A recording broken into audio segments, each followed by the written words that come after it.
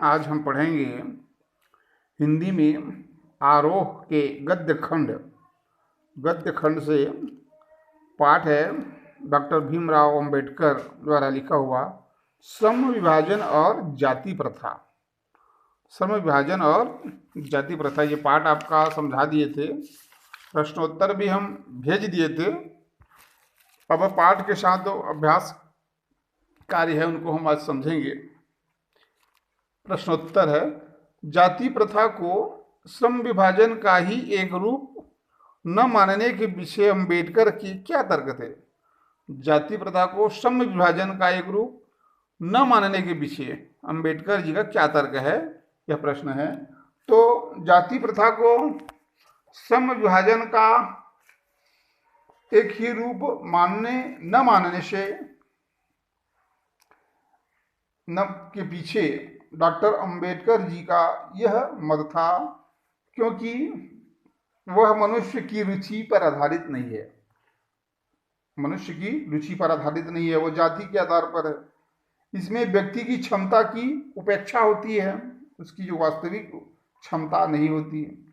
यह केवल माता पिता के सामाजिक स्तर पर ध्यान रखती है, उसके माता पिता की सामाजिक स्तर क्या है उसके आधार पर होता है। फिर है, व्यक्ति के जन्म से पहले ही उसका श्रम विभाजन होना अनुचित है। व्यक्ति जन्म नहीं हुआ है और उसका श्रम विभाजन जाति के आधार पर हो जाए, यह भी उचित नहीं है। यह एक तर्क है।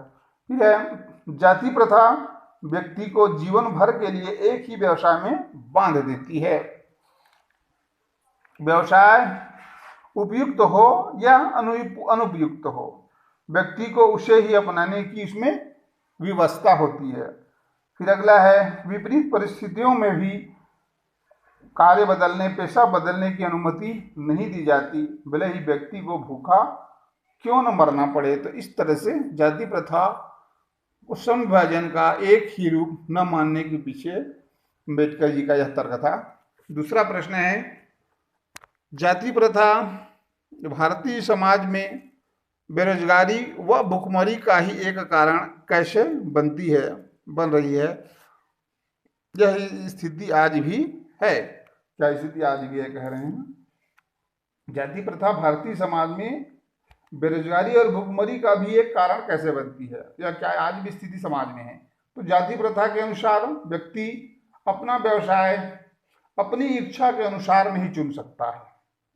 उसे वही कार्य करना पड़ता है जो उसे जाति के आधार पर मिला है, भले ही वह व्यवसाय उसके लिए उपयुक्त न हो या फिर उसे भूख मरने की नौबत ही क्यों न आ जाए।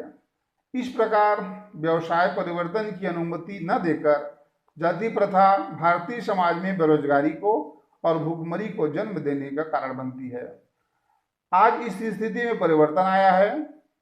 सरकार द्वारा पिछड़े वर्गों के व्यक्तियों के लिए सरकारी नौकरियों में आरक्षण की व्यवस्था की गई है।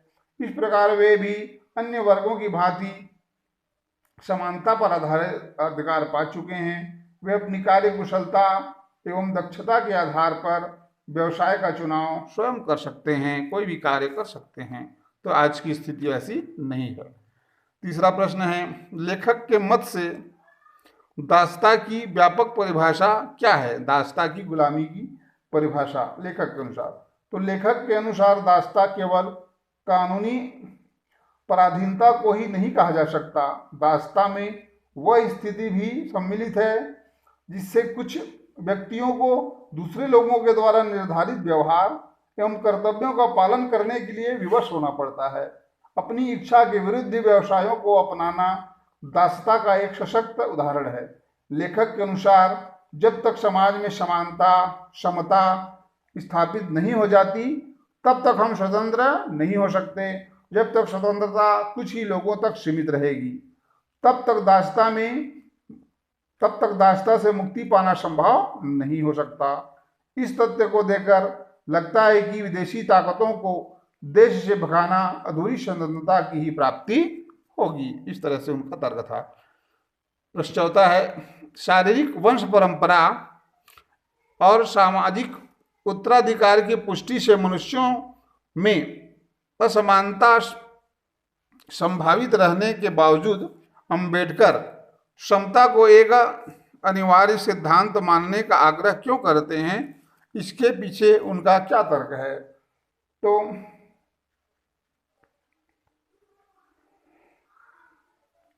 लेखक मानता है कि शारीरिक वंश परंपरा तथा सामाजिक उत्तराधिकार की दृष्टि से मनुष्य में असमानता हो सकती है, परंतु फिर भी वे समानता के व्यवहार्य सिद्धांत को मानने का आग्रह इसलिए करते हैं क्योंकि समाज में प्रत्येक व्यक्ति को शुरू से ही समान अवसर व समान व्यवहार मिलना चाहिए, तभी समाज को सुचारू रूप से विकास हो सकता है। उनके अनुसार उत्तम कुल, शिक्षा, ख्याति, पारिवारिक ख्याति, पैतृक संपदा आदि का लाभ सामान्यतः उच्च वर्गों को ही मिलता है। अगला प्रश्न 5वां है, सही में डॉक्टर अंबेडकर से भावात्मक समत्व की मानवीय दृष्टि के तहत जातिवाद का उन्मूलन चाहा है, जिसकी प्रतिष्ठा के लिए भौतिक परिस्थितियों के लिए और जीवन सुविधाओं का तर्क दिया है। क्या आप इससे सहमत हैं? तो डॉक्टर अंबेडकर द्वारा दिए गए तर्क से पूर्णतः सहमत हुआ जा सकता है, क्योंकि एक आदर्श समाज की रूपरेखा समाज के निम्न वर्ग और शोषित वर्ग के आर्थिक, सामाजिक, राजनीतिक उत्थान द्वारा ही तैयार की जा सकती है। ऐसे समाज में सभी वर्गों के हितों का ध्यान रखा जा सकता है, उन्हें समान रूप से साधन व अवसर उपलब्ध होने चाहिए।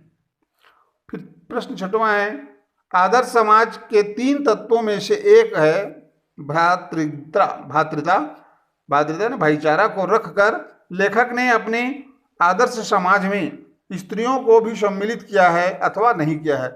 आप इस भातृता शब्द से कहाँ तक सहमत हैं? यदि नहीं तो आप क्या शब्द उचित समझेंगे, उसको समझाइए कह रहे हैं। तो आदर्श समाज के 3 तत्वों में से 3 उन्होंने दिया है, उसमें से एक तत्व है भ्रातृता। तो इसका आदर्श समाज में स्त्रियों को भी उन्होंने सम्मिलित किया है अथवा नहीं किया है, तो इसमें आप कहाँ तक सहमत है कह रहे हैं। तो आदर्श समाज के 3 तत्वों में से एक शब्द है भ्रातृता को रखकर लेखक ने आदर्श समाज में स्त्रियों को भी सम्मिलित नहीं किया है, किंतु वह जिस समाज की बात कर रहा है उस समाज की संरचना स्त्री तथा पुरुष दोनों से मिलकर निर्मित होती है। इसके अभाव में आदर्श समाज की कल्पना नहीं की जा सकती। भ्रातृता शब्द व्यवहार में नहीं है, इसके लिए भाईचारा या सामाजिकता शब्द ही उचित माना जा सकता है। तो इस तरह से ये 6 प्रश्न के उत्तर हो गए, और पाठ के आसपास भी कुछ प्रश्न दिए हुए हैं, इनको बाद में देखेंगे। अभी इतना ही समझा रहे हैं, इतना को समझ करके अभ्यास करेंगे, कल अगला पाठ देखेंगे।